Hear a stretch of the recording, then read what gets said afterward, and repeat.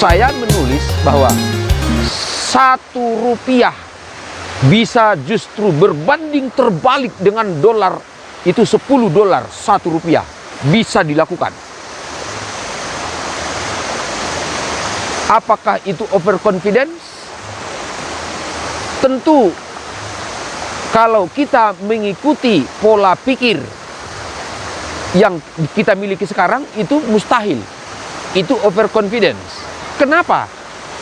Iyalah, kita di negeri ini, hidup di Indonesia ini, itu pola pikir, cara pandang semua kehidupan ini kan dari ilmunya yang dari barat, dari Amerika sana. Ibaratkan ada sebuah pertandingan di mana yang satu itu ilmunya dia peroleh dari musuhnya. Mungkinkah orang yang memperoleh ilmu dari musuhnya mengalahkan musuhnya? Nah, dengan akal sehat tentu mustahil. Inilah yang dilakukan oleh bangsa kita sekarang, oleh presiden kita, oleh menteri-menteri kita, oleh gubernur bank kita. Dia mau menyaingi, mau mengalahkan dolar.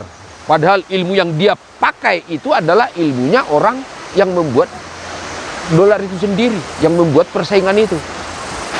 Atau kalau menurut strategi ilmu Cina, itu kan ada namanya Sun Tzu.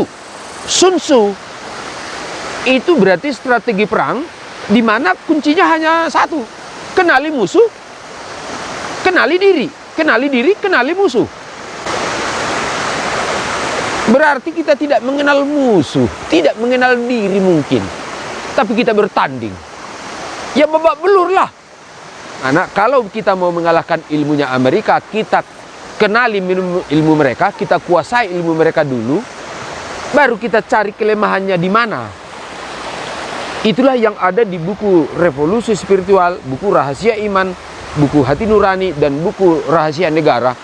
Di situ adalah bagaimana ditemukan semua kelemahan-kelemahan ilmu yang berada atau yang datang dari negara-negara barat, dari Amerika. Nah, dengan ditemukannya kelemahannya, tentu kita mau mengalahkan mereka, ya mudahlah. Sudah saya tulis 1 rupiah 10 dolar. Kalau misalkan kelemahan-kelemahan itu diketahui oleh gubernur BI, diketahui oleh Pak Jokowi, diketahui oleh para menteri, diketahui oleh petinggi-petinggi negara dalam sekejap. Mungkin tidak usah hitung 2 tahun.